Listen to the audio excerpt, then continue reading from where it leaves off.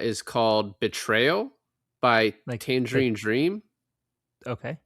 So betrayal, like, oh, this guy's gonna betray you. Yeah.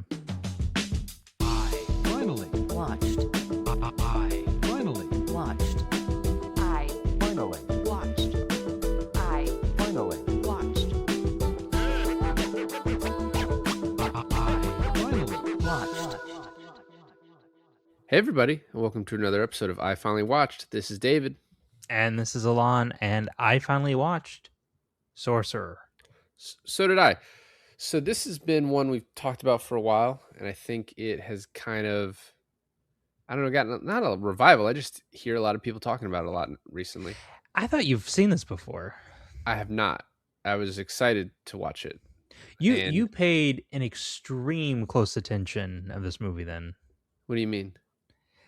Well, okay, so we both talked kind of before this and said that we both had trouble with the Criterion subtitle menu for this movie, which, oh my god, like way more trouble than needs be on a subtitle menu. Well, there were two options for English, and the second one worked, and the first one didn't. I don't really understand why. Maybe there's some instructions I could have read. Yeah, so this came out on it was Criterion, I guess, last year. Yeah. We both bought it, and we've been talking about doing it ever since. And I mean, the 4K was beautiful, so I was able to watch it for like an hour and 45 minutes, maybe, before I had to switch to the Blu-ray disc because it just kept freezing at the end. Which I think I need a new player, probably one that's more expensive. It doesn't skip as much. It sucks because I use my PS5, which was $500, and it still skips. Yeah, yours seems like a different issue. I've heard that PS5s though are pretty good, and you usually don't have issues. So I've had issues 2 or 3 times on different 4Ks, but yeah. and you and I talked before. We had no idea really what this movie was, and we were basically trying to go in blind. But I did read like the IMDb log line, and it's like four different dudes get together to take nitroglycerin through a jungle. I was like, all right, that's helpful. Although that does not happen for the first hour of this movie. Oh my god. Also, I read the same thing right before sitting down and watching this movie because I was looking up. What was I looking up? I was looking up something, and I kind of regret knowing that though. Going in, I wish I did go in like 100% blind, but like you said, the first hour of this movie, if I did go in 100% blind, I would have no idea what this movie was about.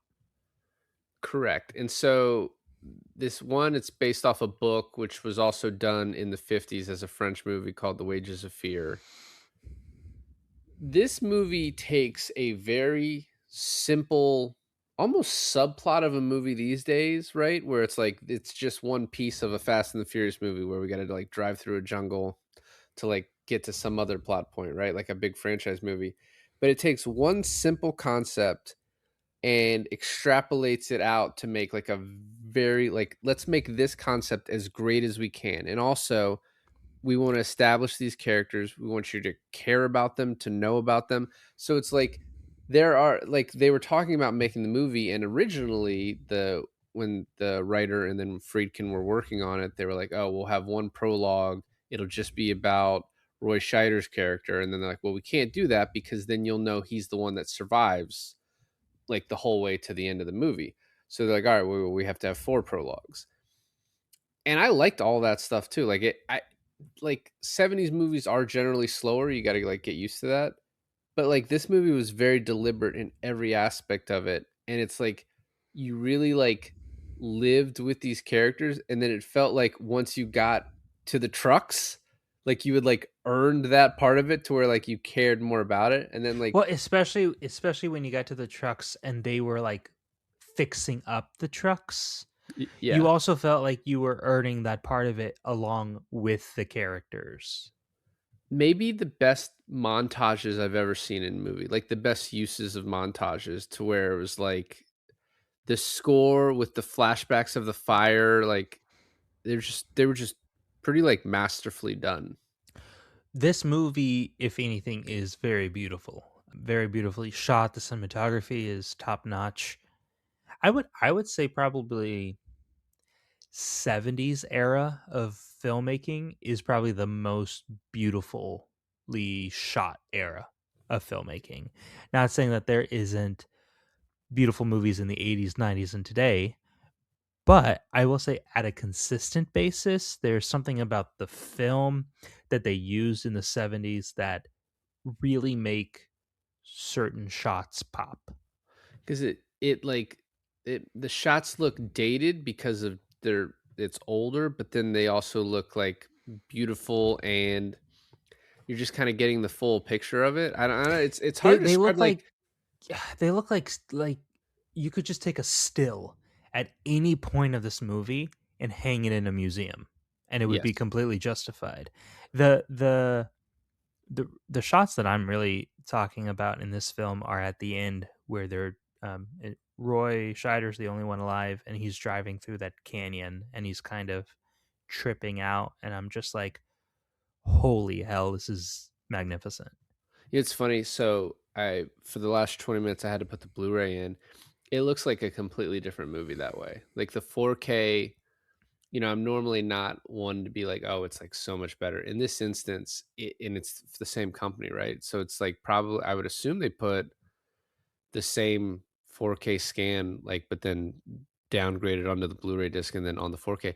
But the Blu-ray disc was like so much brighter looking as Yeah, it just I had to switch to the Blu-ray about an hour in, and I still thought it was beautiful. I it still thought was. it was really So and cool. maybe it's just when I changed it. Some of the camera work too, right? Like very showy, but also just like added to the movie rather than like Well, detracting they from it. they do that 70s thing where it's like starts off in a super duper wide shot, and then you kind of get a push in or a zoom in on a certain character walking through a crowd. It's not the shot that I'm like the most impressed with, but it's still, one of those, like, I think it actually dates the movie a little bit. It's like a typical 70s shot. Well, the opening shot is looking out at Veracruz, and then the camera pulls in into a room, a hotel room, whatever, to a guy, Yeah. and then turns around, cuts to the hitman coming in and killing that guy. And that's the only prologue we get for that guy. But it starts with like a really cool shot of that pulling in into the interior of the room. But what I was getting at too is, like, apart from Roy, that guy lives the longest, like the second longest. Correct. And I guess in the original, maybe in the novel or in the original script of this and some scenes that were cut, you get more of a backstory of what he's doing. Because one of the unknowns in this is is he running from something too, or is he trying to kill the French guy, the Arab guy, or Roy Scheider, the American guy? Like, is he? Because the whole movie, I'm like, which one of these guys is he coming to kill? The doctor. What do you mean? The one he killed? Yeah. I assumed he was killing him to get on the trip, What a so way to get on the trip. so that he What could a way make to get on money. the trip, because he's like the Arab guy found his dead body and it was like, "You killed him." He And said they're that like, he was like that Jew bastard slit his throat or something like that. So he was almost pointing out like, yeah, this guy's coming to get me with that. "Well, I guess," but they were like, "Hey, we can't worry about that now. We got a schedule to keep and we need a fourth person." Well, no, everyone wanted to call the cops except for Roy, who's like, no, no, no, we need another driver. It just amazes me how it's like everyone is okay with having like a known killer. Like, they're all killers, but this one's a known killer. And they're like, "Yeah, let's just bring him along with us. Like, it's He'll, fine." he'll ride with me though. We can't have him ride with Kasim over there or Kasem. So Now, now I will say, like, once you once you all flesh out these characters and flesh out the plot of this story, it does become like a good what is it when you like subvert the expectation?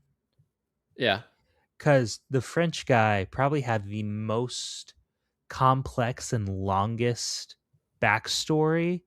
So I text you when this happened, when he died on screen. I was just like, what a twist, and you're like, it's not really a twist, but it's more like you don't see it coming. But I don't know, like I felt like, yeah, Roy Scheider is probably the bigger actor at this moment, but he was the main character in my eyes. I mean, it's definitely more. It's more ensemble between those two. I think those two are pretty up there. I will say I was confused because I thought you were talking about the very end of the movie, and I was also just wanting to make sure I didn't miss something. it it I wouldn't say twist, but I agree subverting your expectations because they should have died 2 or 3 times previously and didn't, and then he just a tire pops and he goes off the road and they all die. Yeah, well, I mean, yeah, but it was so unexpected because of three reasons, right? There for me, there are three reasons why that should not have happened, right? Good on the movie for surprising the fuck out of me. And usually for a 70s movie, you can kind of like nowadays you can kind of see where it's going. So The I was just music like, yeah, the music starts playing in a way that's like, "Uh-oh, something's about." but first of all, you have the Arab guy pulling an absolute miracle with that nitroglycerin bombing the tree trunk to get through, right? Yes.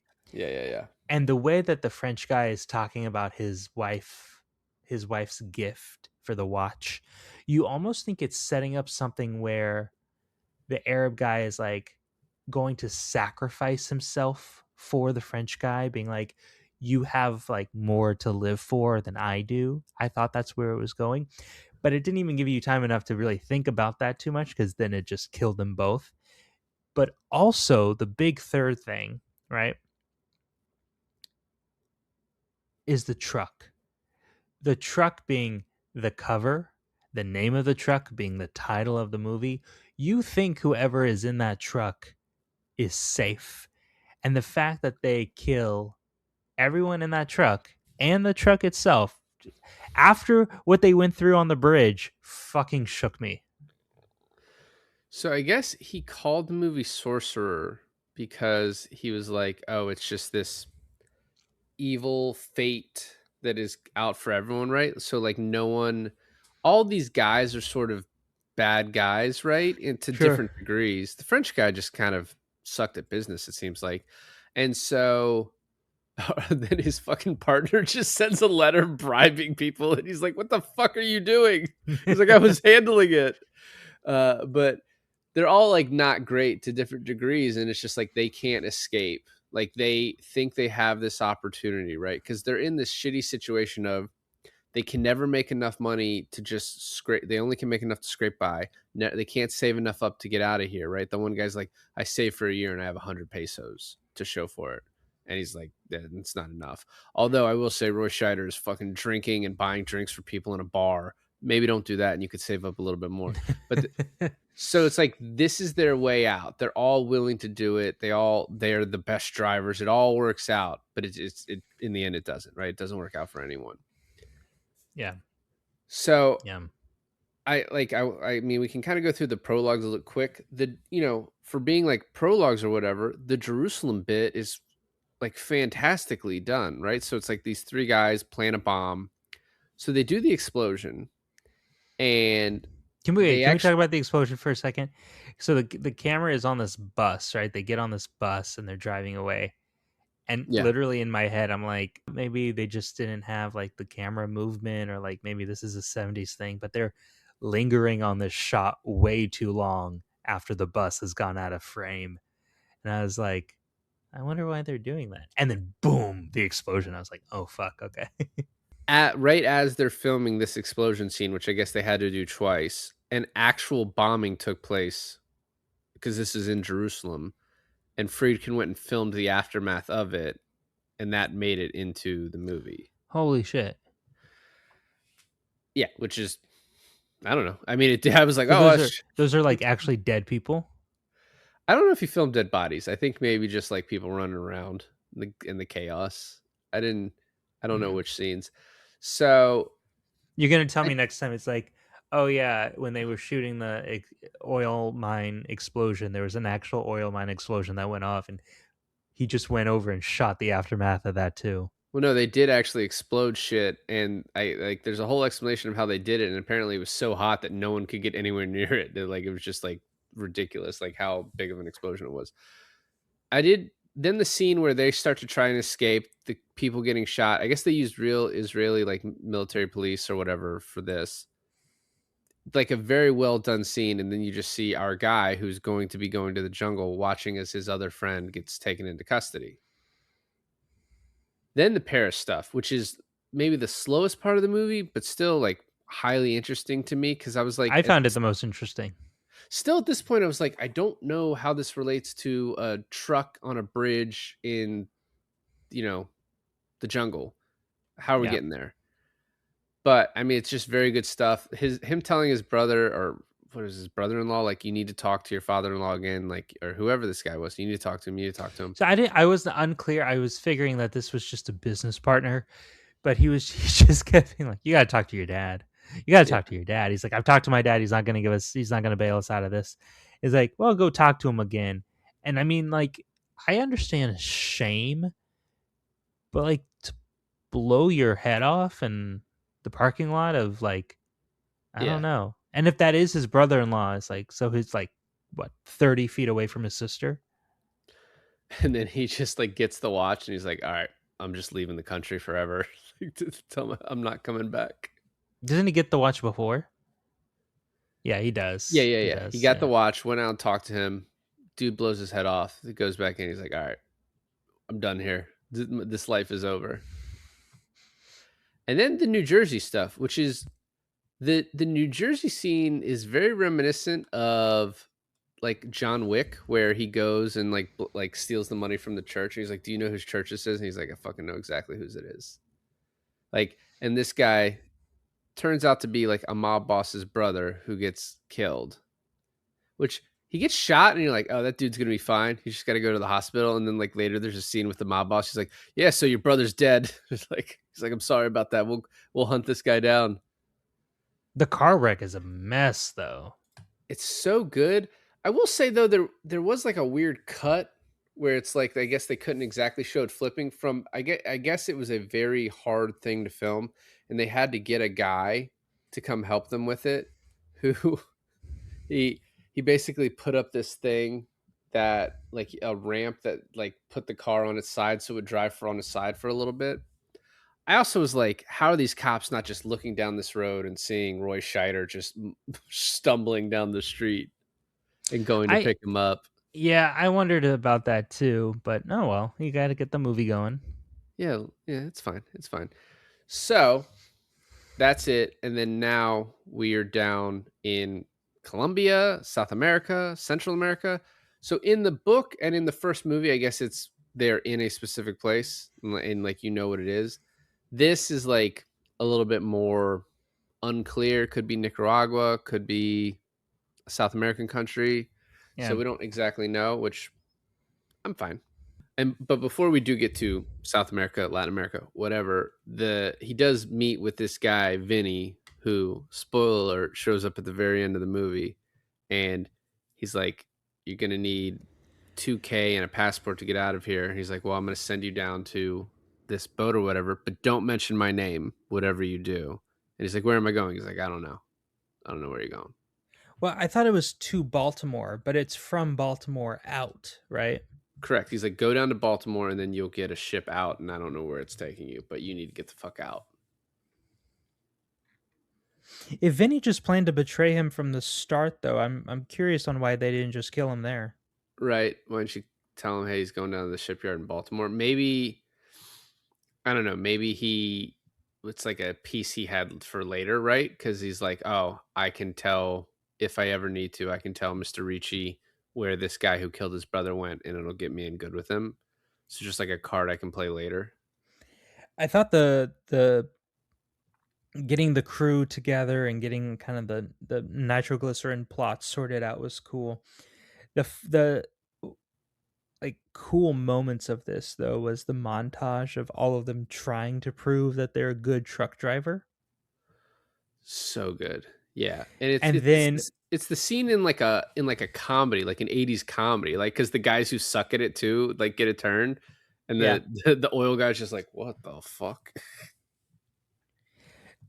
But my favorite part of that specifically is when they're calling them out, like who they've chosen, and all the other guys clear out, just leaving our main characters. I thought it was pretty cool. Except for, and then the hitman who just kind of stares around and he looks at like two or three of the guys and you're like, all right, who is he there for? And he just is like, all right, I know what I'm going to do. I don't think he's there for anyone. That doesn't make sense to me. Because why didn't he just kill them? He had. We show that he has a gun loaded with bullets, so he doesn't kill anyone. It could possibly be because he doesn't exactly know what Scanlan looks like, what the Arab guy Kassem looks like, or what the French guy looks like, because the French guy looked completely different, right? So like in the 70s, he'd have to get like a photo to be like, who is he? Couldn't check the internet to be like, what does this guy look like? So maybe he's like similar to how the cops were like, are you Dominguez? And like he needed to figure out who it was first, and things started happening quickly. And then he's like, oh wow, 10,000 pesos for this job is more than I'll make for killing this guy. So let me do this job first. Like he could be an opportunist, right? I mean, we just don't get his backstory, and it doesn't affect it in a negative way for me at all. Like all of this unsaid stuff. Like I I just find it chalked it just up in my interesting. mind that he was on the run with them. Possible, except he has a ton of money and he's like, oh, I'll be here for like a week. Like a week is enough time to find a guy and kill him. Um, yeah, you're right. So the hitman shows up, bribes a guy, gets a hotel, and we just get all of this different information. So Scheider's like staring at the airplane seat, and the guy's like, man, you can't afford that. It'd take like 400 pesos. And then Kassem's talking to Martinez about going to Argentina. And he's like, oh, you could do this or you could do this. And then Victor is talking to a guy about leaving. He's like, all I have is my watch. He's like, you're going to need more than that. All of this to establish that all of these guys need money to like move on, Yeah. to get out of here. And then there's so many like just fucking beautiful like tiny moments. So Scanlan is Roy Scheider sitting at a bar and he's staring up at this woman in a Coca-Cola ad. And he's staring at her ass, and then he's staring at the Coca-Cola, just longing for like getting back to like some sort of normal life that he had, right? Like in a place that isn't this shithole that he's stuck in. Yeah. It's just very good like filmmaking to have those tiny moments in it. And then Or the way that he, who is it that bribes the customs guy yeah, flipping the sign. flipping the That was, sign? yeah. But also as the waiter or the bartender, who is some German guy, which makes it seem South America, right? Just wipes the utensils on his shirt to hand him to him to clean him. He's like, here you go. Yep. Just very good. And he's like, oh, there's a rumor you were in banking. He's like, oh, I didn't know I was famous enough to have rumors about me. And then Scheider gets picked up by the police, and he's like, next time, every time you make 3, you pay us 1. And so it's just more and more like he's kind of fucked. And then we get the gas explosion, and basically this oil company is put in a bind of either shut down or you need to stop this oil fire so that you can make more oil. And so they need to, get the nitroglycerin. But this, before that, the riot scene when they bring the bodies, Yeah. oh my god, that was so fucking good. There's another moment in there that had my heart pounding, is when they were trying to first like test the nitroglycerin and then Mhm. lifting the nitroglycerin and putting it on the truck. And what's funny about this movie is that part of my worry was like, this stuff is so destructive. It could blow up at any moment. But Right. they wouldn't kill the main characters like that. Just for my guard to go completely down at the moment that they do kill the main characters exactly like that. You know what I Yes. mean? It's kind of like a mindfuck of a movie where you're like, you're worried, but you know you don't have to be worried. And then as soon as you don't think you have to be worried, they do the thing that you're worried about. Yeah, but in this movie, it's also I just like really didn't care about the characters because they're all not great people. So it was like I was able to enjoy the ride knowing that some of them may or may not die. I was just like, who's going to die? Because I was just like, they really set it up that the Arab guy is gonna die because the way he kind of like he was limping away from the explosion. Yeah. It's like, oh shit, is he gonna make it far enough? And then again with the Arab guy being like the guy under the bridge almost getting run over by the truck and like trying to get the truck, and then the giant branch tree thing hitting the truck and everything is going against them. But they made it through that too, just to be foiled by a pop tire. It's just kind of amazing. Yeah, I mean, you completely just don't want to talk about the riot scene though. Now we can talk about the riot scene. We can talk about the riot scene. I was just saying there's so many of those moments in this movie that has nothing to do really with our characters, but it just adds to the world building of the situation around our characters. Well, even like so, I do want to get back to that, but the when they first discover the nitroglycerin in the jungle, and he's like, oh, he touches it, and he's like, oh, this is dried up, this is worthless, you know, it needs to be turned, and then he dips his hand down further and picks up, and it's wet, and I don't know anything about nitroglycerin, but I it's just been established that oh shit, and he has it all over his fingers, and just like how slowly he moves and flicks it off into the and kills some birds, I think, and flicks it off into the jungle. Okay. Uh, I don't know. It's just like a very tense scene that you didn't need, but it just adds to it. But the what I'm going to say about the riot scene is, you have the riot, and then the people sort of calm down because they see the bodies, and then they see how charged some of these bodies are, like how oh we can't even some of our family members are dead, and I won't even be able to know which one of these it is. And then the rioting happens again, and they kill I think they kill all the dudes on the truck as they exploded, and then guys and horses come in, they fuck those dudes up too. It's just it's a very like every scene in this, they let you live in the scene as if you're like right there. They don't there's no quick scenes. Well, the other thing about these 70s movies is like how did they get these shots? How do they pull some of this stuff off? Because nowadays you have 1,001 excuses, right? It's CGI, they built the set, whatever, whatever.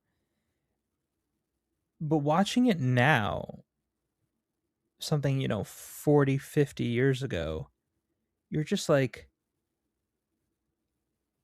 is this real? Like, is this on location? Like, how are the fuck are they getting some of these shots? Well, so it's filmed in the DR just because I think it was cheaper to do it. It's really in the DR? Yeah. But I think Shit, then okay. maybe mostly filmed in the DR.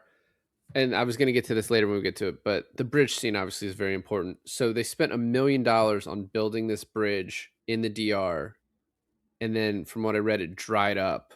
So then they had to move the bridge scene to Mexico, and then it almost dried up there. And I guess the locals thought that this bridge, I guess they heard what happened in the DR and were like, this bridge is fucking gonna make us lose all of our water. So they hire guards to protect the bridge because there were people going to actually try and fucking blow it up. Because the bridge wasn't just ropes; it was like hydraulics and shit. So then they had to like add in water, add in spraying, like and add in other stuff to like make the water go crazy, like to make it look legit. Like on one hand, it looked very legit, but then on the other hand, it looked like something like you would find on the Indiana Jones ride at Disney. It was very like, the fact that that truck could drive over it was very well constructed. Whoever put it together. So, but it cost $1 million to build it the first time, and then $1 million to rebuild it the second time. And I guess that scene probably took like I think I read like 3 months to film just that scene. I mean that it is the pivotal scene in the movie. Correct. And And about letting us like live in the moment, it actually does not let us live in the moment of that scene, because you have the they're not even across the bridge yet, and it does it for the both trucks too, right? So the first truck, you kind of cut halfway on the bridge, and they're already driving on the other side of it through the jungle. And then the sorcerer truck goes through, and there's like didn't they make it, sort of thing, and then you see them on the other side of it. So The you don't sorcerer actually. truck, the sorcerer truck, you see it make it. You see the whole like I you don't see think it, 100% of the way.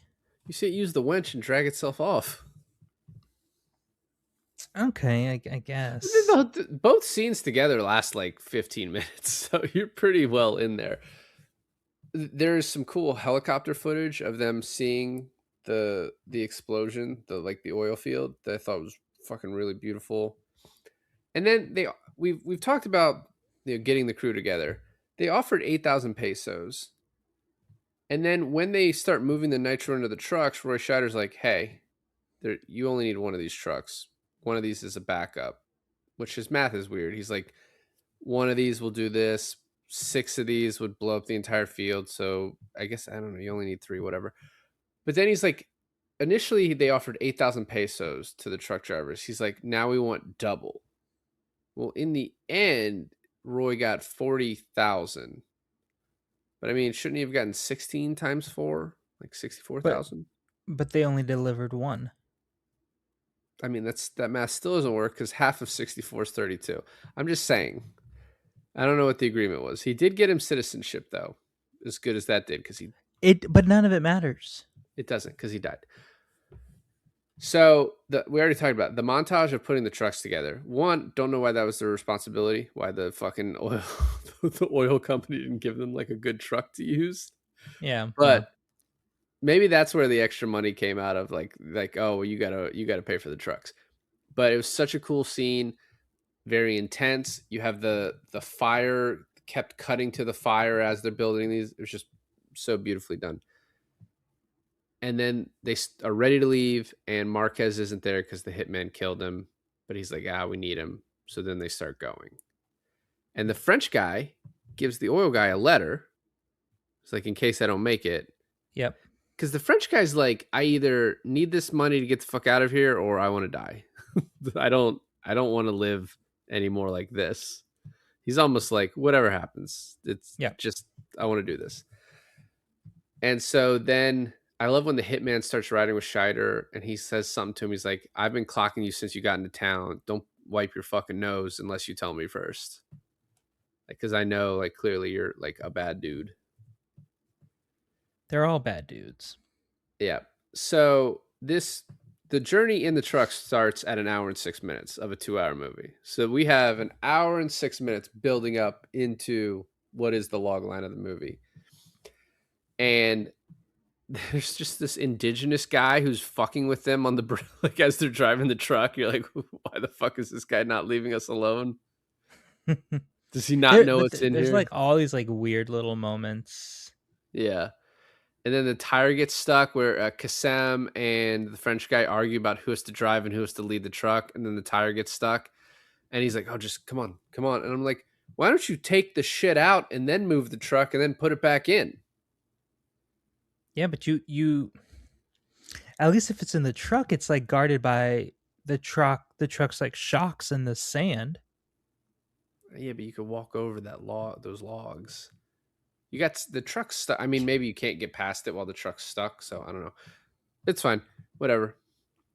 And then I think next is the rope bridge, which they go down the wrong road because the French guy's like, we're not going that way. We're going this way. Although, I mean, we don't know if that other way would have been good either. The road less traveled. But they drive straight down this embankment and then just see the rope bridge. Well, we also have that other crazy local guy who wouldn't give them directions.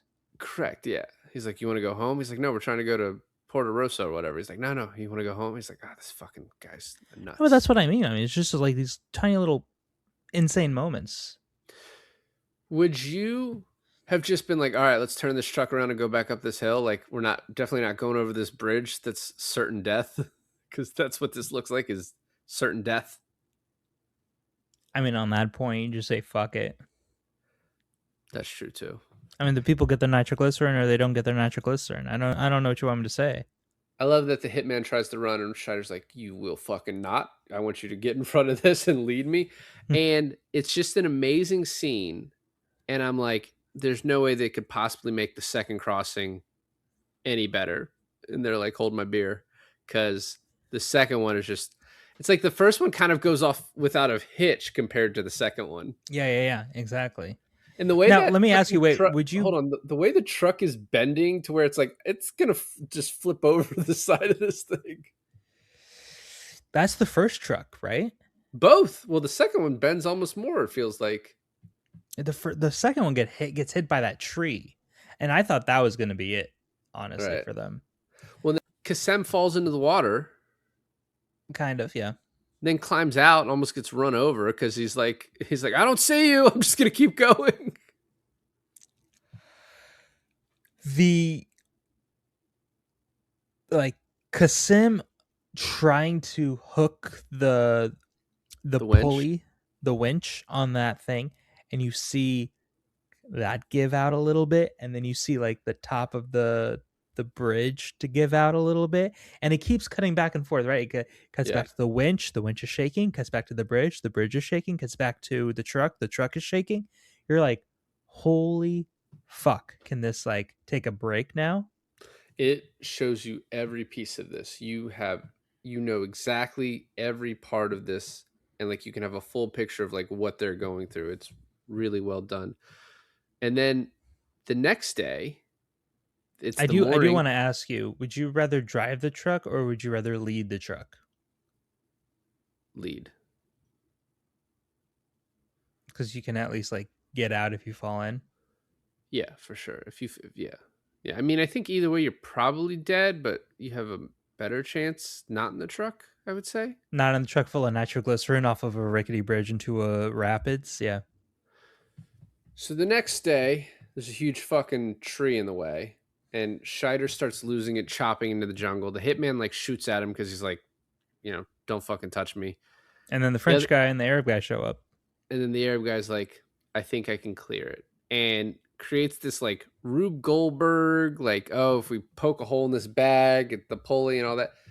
It is so cool. And then the trucks are backing up. He's running as fast as he can. The way he has to cut the hitman's pocket because that'll be enough for the sand. It's so good. But that's the kind of shit that I mean, though. Like, you don't think that he's going to die because he just pulled off like one of the greatest moments in the movie. And you're like, that guy can't die. And he dies. But he can. Apparently, William Friedkin was using the special effects guy from The Exorcist, and he tried the explosion and it barely damaged the tree. So he called out to an arsonist from Queens whose pseudonym was Marvin the Torch, who arrived in the DR 3 days later and obliterated the tree in one take. That's amazing. It's very amazing. That's And amazing. I love the shot afterwards of the four guys just standing there admiring their explosion, just like, that's that's sick. I read somewhere where upon release, theatrical release, this movie didn't really get good. Like, it kind of was a box office flop. Mm-hmm. And it was mostly due to the fact that they had to debut right after Star Wars. Yes, correct. And people were like more in the mood for sci-fi adventure. And because this was so grounded, they were like, no thanks. Well, also because it also had no connection to like the original movie too, which I think threw people off. So when they showed it to the UK, they renamed it The Wages of Fear after the original movie, and I think maybe the book. I do wonder who would Roy Scheider have played in Star Wars? Han Solo. You think Roy Scheider was a Han Solo guy? I believe Roy Scheider can do anything. I'm a Okay. big Roy Scheider guy. Have Okay. you ever seen Sequest? I don't think so. Otherwise, you wouldn't question things like that. Sorry. Who else? You know, he could play a good Ben Kenobi. He's a little You don't young. think he was too young? You have to make him look a little older, obviously. Yeah, they made Alec Guinness look older to play Ben Kenobi. So Well, no, they didn't. So they would in this instance, which is what I was just saying. yeah, I mean Roy Scheider could have played an alien. Could have been Chewbacca. He's not tall enough. Hmm. So you think they've made it, and then tire pops, and they go over the go over a cliff, which is Well, the it's not just that. It's he gives this like really nice little dialogue about like I'm gonna see my wife again. yeah. And then Scheider gets held up by the gorillas. The hitman kills 3 of them. It's a very tense scene. And then Scheider fucking chops that one dude's head. Like, Yeah. it's in between his like neck, and it's pretty fucking graphic, honestly. Maybe one of the most graphic parts of the movie. And then he is about to leave the hitman, and he turns around and grabs him, puts him in the truck.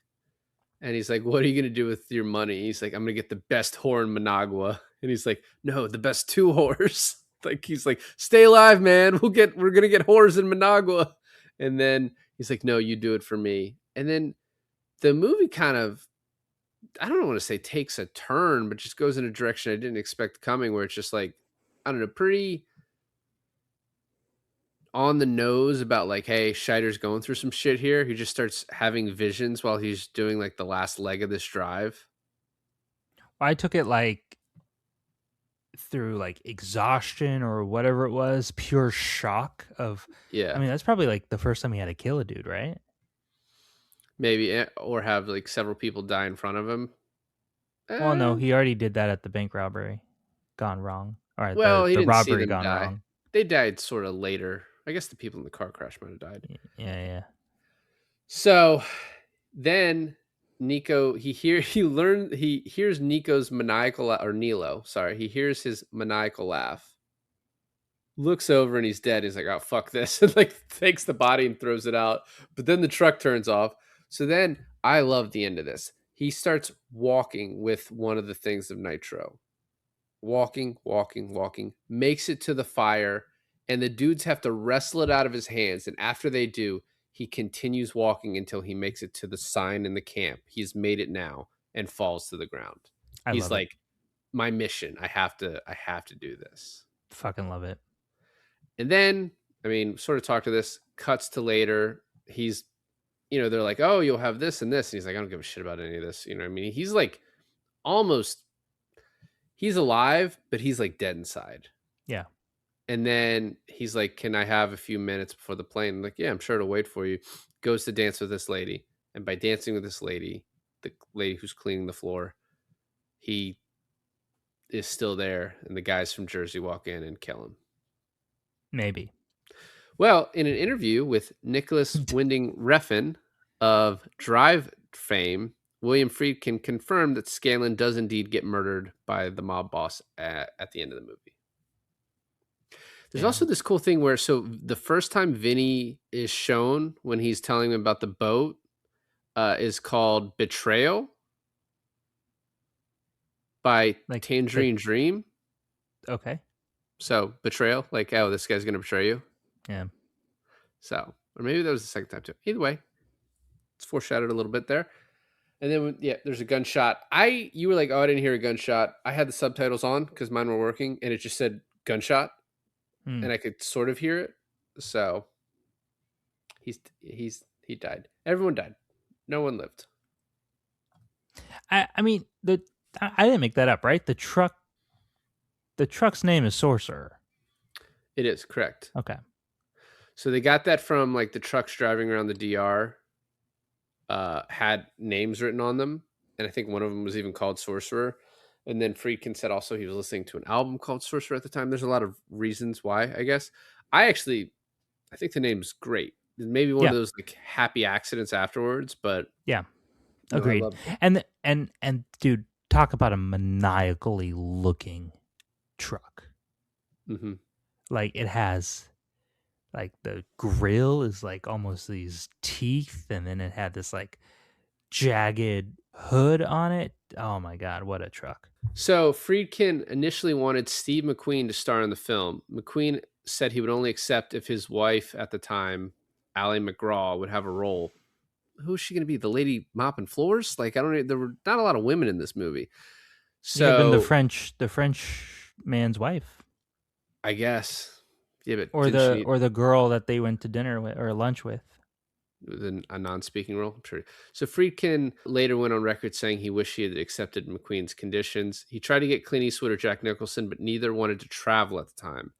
Jack Nicholson in that lead role is interesting. Who would he have played? Scheider. No, I know that's a joke. So Friedkin, kind of a dick move, has later on been quoted as like he felt like Scheider did a good job. He is only interesting in a second or third banana in a film, not a star. I was like, go fuck yourself. So Wow, anyway, that's kind of fucking rude as shit. yeah, I also love Scheider in this. Like, Yeah, me too. I think Scheider's actually like super underrated as an actor. Like, he's not just the guy from Jaws. But the It's thing the tremendous in thing Jaws. the thing about saying that about him in this movie is that that character is kind of written to be a little sharing the spotlight with the other three. Correct. Like when he's the only one that survives, it kind of comes off to us like a surprise to you a little bit. A little bit. So Paul Newman, like for example, Paul Newman was offered the role, he turned it down. Gene Hackman was offered the role, but he said the script was too violent. And then Chris Christopherson was like, I don't think I can pull that part off. If you have like a bigger star, like you know how they added the other prologues because we don't want it to be obvious who lives. If you have Jack Nicholson, you know he's going to live. If you have Gene Hackman, probably going to be the last man standing. So prior to the post-production process, the movie contained larger amounts of dialogue and a detailed analysis of the relationship between Scanlon and Nilo, as well as presenting some of Nilo's motives, and all of that was removed. So I guess they filmed all that, but just removed it. I would love to know that backstory. Like, I would be very interested. Well, you know, I had trouble. I said this earlier that I had trouble with the subtitles, and even though I can understand a lot of French, you know, some of that went over my head, and the Spanish and the Arabic or whatever. Even the English at times was so hard to hear above the background noise, and I could not figure out the subtitles on the Blu-ray to save my life. You're getting old, bro. I know, but what this movie does really well is this almost could have been a silent movie because everything is so laid out in context that you don't need dialogue to kind of understand what everyone's motivations are and what everyone needs to do. You can just look at all of their expressions and the way that this is shot, and it's just kind of all laid out there for you. So Friedkin said at one point he wanted to shoot an almost dialogue-free movie. Feels like it. That was his goal. Yeah. But then he had this quote afterwards, which is a pretty famous quote. So I'm wondering if he was quoting, paraphrasing someone else, or if this is attributable to him. But he's like, there's 3 movies for every movie: the movie you write, the movie you film, and then the movie after you've edited it. And so, which I don't know, it's a cool way to think about it, but it's also just like it reminds you of like how when we do this and we talk about a movie, and then I am like, oh, they cut this scene, or this was originally what was going to happen, and they changed it. And sometimes it's for good, and sometimes you're like, oh, I would rather have seen that. The last fun fact, which sort of talked about in the French Connection, because this is our 3rd Friedkin movie after The Exorcist and French Connection. Our 4th will probably be To Live and Die in LA. But he wanted to cast Francisco Rabel as the bad guy in the French Connection, but his casting director made the mistake of getting Fernando Rey, and he was upset Yeah, because he's like, that's right. I wanted That's someone right. to speak French fluently. And then he found out that neither did. So he's like, all right, well, just logistically, I'll just keep this guy here now. So Francisco Rabel, who plays the hitman in this, was originally supposed to be the bad guy in that, and is now kind of the bad guy in this. That's interesting. I like that. I really loved this movie. I think partly because in watching it, it's just so beautiful. And that is a thing that'll really get me if a movie just looks beautiful. Mm-hmm. But also, as I said in the beginning, it's a simple concept that is like, you know, this could have been a bad action movie, right? Or a Mark Wahlberg Apple TV movie where they're just like, let's pump this out. I love a lot of Mark Wahlberg movies, so it wasn't meant to be that big of a dig. But this was like, let's take this simple concept and let's make it as fucking good as we can. And I think it is. I think it's as fucking good as this specific movie can be. I agree. It actually wouldn't surprise me because you've said that you've heard a lot of people talk about this recently. Like it's kind of getting a second life. I don't know if it's from the Criterion or what it is about it, but it would be interesting to see this movie kind of remade nowadays.